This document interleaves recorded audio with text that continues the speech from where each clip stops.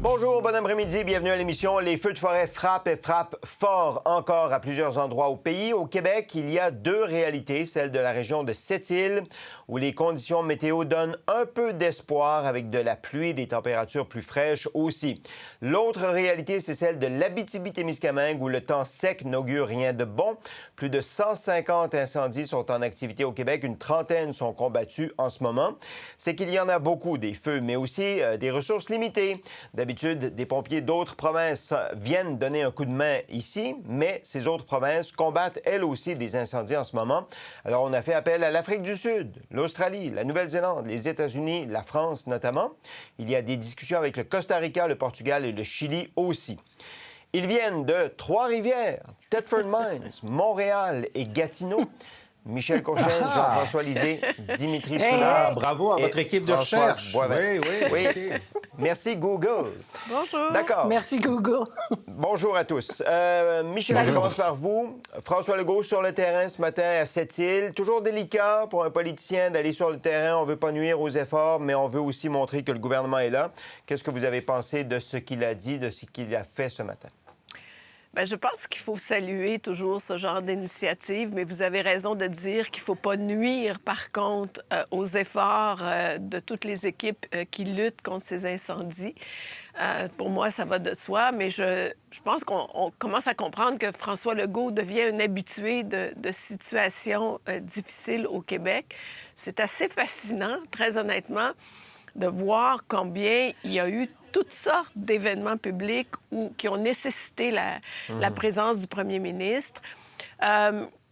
François Legault, c'est aussi sa personnalité de bon père de famille. Je pense qu'il a compris durant la pandémie qu'il pouvait avoir cet avantage ou cet atout. Il faut juste faire attention, comme vous l'avez dit, de ne pas en abuser.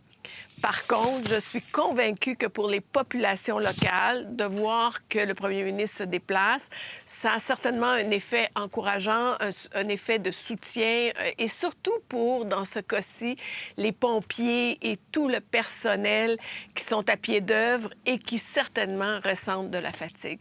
Moi, je vois ça honnêtement plus positivement. Mais François Legault va toujours devoir faire attention à comment il s'exprime. Je ne suis pas certaine hier qu'il fallait qu'il dise carrément qu'il abandonnait Clova de la façon dont il l'a dit. Oui, à de la transparence.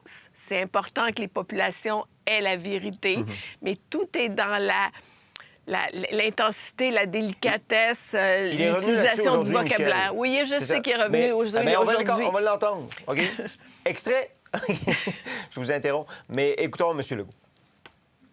Le feu est trop intense pour qu'on garde des avions. Donc, malheureusement, on ne peut pas avoir d'avions là-bas, ce qui peut dire qu'il y a un risque important. Par contre, ce qu'on me dit, c'est que pour l'instant, il y a quelques chalets qui sont touchés, mais que la plupart des maisons ne sont pas touchées. Si le feu réduit l'intensité, la SOPFEU va pouvoir retourner. Donc, je pense qu'il faut être honnête avec les gens de Clova. Là. Ça, il dit, on m'avait dit que Clova allait y passer, donc j'ai relayé cette information-là. Mais vous dites Mais moi, ce que je dis dû... aujourd'hui, c'est très bien. Très bien. Les explications, c'est très bien. Hier, c'est on abandonne Clova. C'est un peu dur de dire qu'on abandonne, peu importe le nombre de personnes. Mais là, c'est des nuances et c'est des détails. Parce que moi, je pense qu'il faut avant tout saluer tous les efforts de planification, de coordination du gouvernement dans son ensemble, du ministère de la Sécurité publique. Moi, je lève mon chapeau très, très haut à tous ceux qui sont impliqués de près ou de loin dans deux extrémités complètes de la province. Il ne faut pas l'oublier. On est complètement à l'est, puis on est complètement à l'ouest. Il y a là des défis d'organisation. Et je pense qu'on peut dire, en fait, certainement leur offrir tout notre soutien et nos encouragements. Absolument. C'est pas un travail facile non plus pour les pompiers des forêts, pour les gens de l'armée aussi qui sont appelés là, puis tous ceux qui combattent ces incendies de forêt. Parlant de François Legault, il a fait un lien entre les changements climatiques et ce qui se passe en ce moment, en disant il va y avoir ça va être plus fréquent, ça va être plus extrême aussi. Il faut peut-être penser à se préparer ou à planifier. Vous parliez de planification, de se préparer. Écoutons François Legault aujourd'hui encore. Il va falloir se poser ce genre de questions-là. Comment on protège nos municipalités importantes au Québec? Donc, il y a des questions à se poser. Puis évidemment, oui, on peut dire que les changements climatiques amènent une nécessité d'investir dans ce qu'on appelle l'adaptation au changement climatique. Donc, oui, c'est des choses sur lesquelles on se penche actuellement. Puis là, Jean-François, il y en a, en particulier sur les réseaux sociaux, qui disent on exagère, là, c'est pas les changements climatiques, c'est une situation contextuelle particulière. M. Legault, lui, dit ben là, il faut peut-être voir un peu comment on se prépare mieux. Vous êtes de quelle école, vous, Jean-François? Moi, je suis de l'école de la lucidité. Je veux dire, on a été après été, que ce soit au nord ou au sud, des feux de forêt records.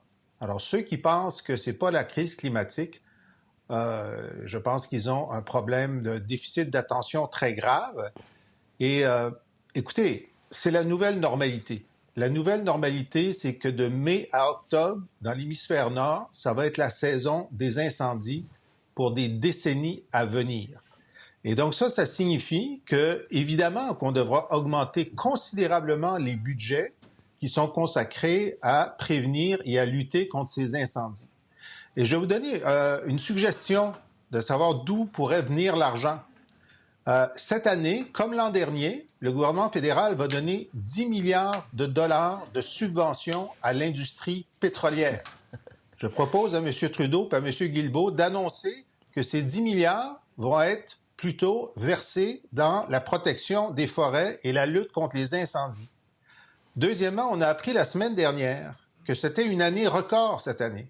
Pas une année record seulement pour les feux de forêt, une année record pour l'investissement dans l'industrie pétrolière et gazière canadienne, 40 milliards de dollars, pour étendre, augmenter la production des hydrocarbures qui réchauffent la planète, qui provoquent les feux. Alors, si on voulait être sérieux, on annoncerait immédiatement le gel de toute nouvelle exploration et exploitation pétrolière sur le territoire canadien, ce qui est demandé par le GIEC et ce qui est demandé par l'Association internationale de l'énergie depuis des années. Et finalement, on ferait ce que d'autres États font, c'est-à-dire se mettre à poursuivre en justice les compagnies de pétrole qui, pendant des décennies, ont financé des études bidons disant que le changement climatique n'existait pas, n'était pas causé par l'homme et n'était pas causé par les hydrocarbures. Donc vous y allez avec le bazooka et le tank, là. Eh bien là, si tous ces feux de forêt ne nous donnent pas l'électrochoc nécessaire pour essayer de préserver les forêts de la prochaine génération, parce que là, même si on arrêtait immédiatement tous nos gaz à effet de serre, les forêts de la prochaine décennie vont être brûlées. Là, si on arrêtait maintenant, c'est pour les forêts dans la décennie suivante qu'on agirait. Dimitri, vous pensez quoi de la suggestion de Jean-François? Mais toute suggestion d'arrêter quoi que ce soit, en même temps, veut dire on le remplace avec quoi? Donc, ce que Jean-François propose, c'est on arrête la production et l'extraction du pétrole, mais comment est-ce qu'on va conduire nos autos? Comment est-ce qu'on va voyager? Comment est-ce qu'on va chauffer nos maisons? Comment est-ce qu'on va vivre, Jean-François? Encore une fois, l'utopie, puis les grandes propositions... Ce que j'ai dit, si tu veux répondre à mon argument, c'est de geler toute nouvelle exploitation pétrolière. C'est pas d'arrêter la production actuelle. Donc, continuer avec les niveaux actuels, malgré le fait que la demande augmente, malgré le fait qu'il n'y a pas encore une alternative. C'est quasi suicidaire de faire cela. C'est quasi... Mais elle est où? Elle est où? Donc, demain matin, on arrête tous de conduire nos autos.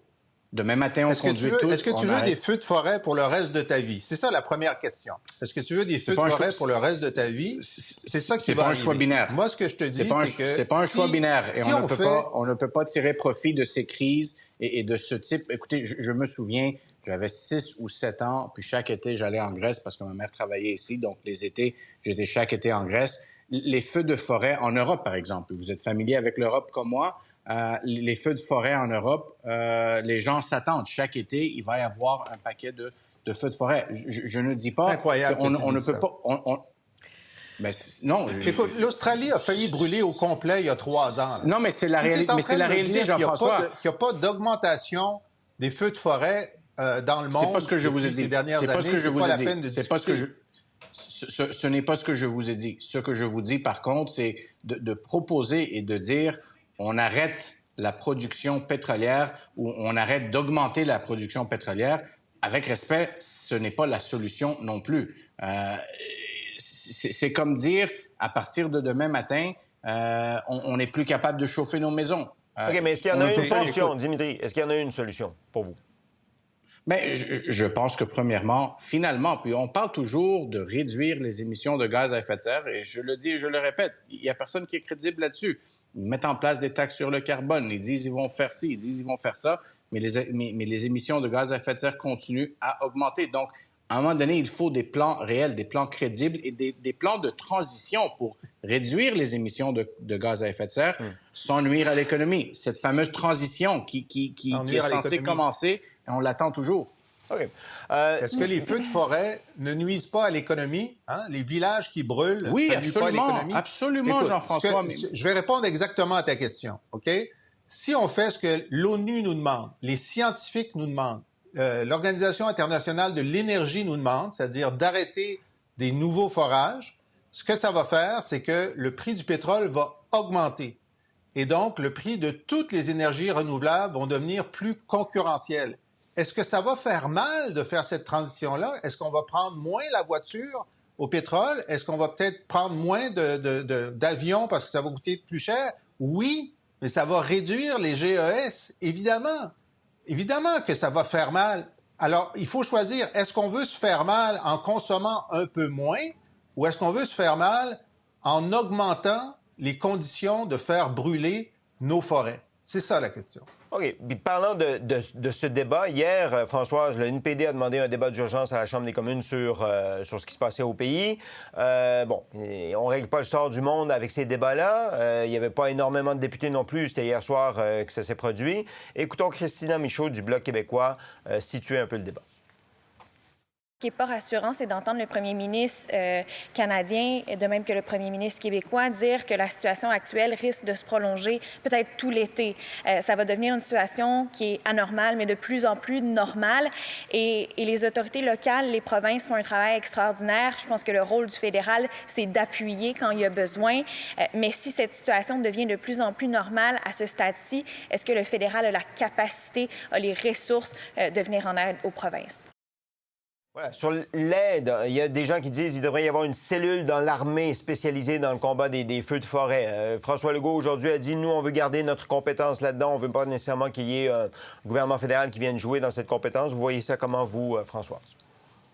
Bien, avant tout, je voudrais dire que le débat extrêmement fascinant que Jean-François et Dimitri ont sur la présence du pétrole, le forage, je suis convaincue que ce débat-là, ça fait chaud au cœur aux gens de Clova, aux gens dans l'Est, dans l'Ouest, qui sont en train de brûler. Le problème, à la base, ce qui m'intéresse, moi, de savoir, au-delà du fait que les changements climatiques ont un impact sérieux sur le nombre, sur les inondations qu'on a vécues, sur les feux de forêt qui commencent à être de plus en plus nombreux, est-ce que les changements climatiques sont aussi la cause de ces feux-là?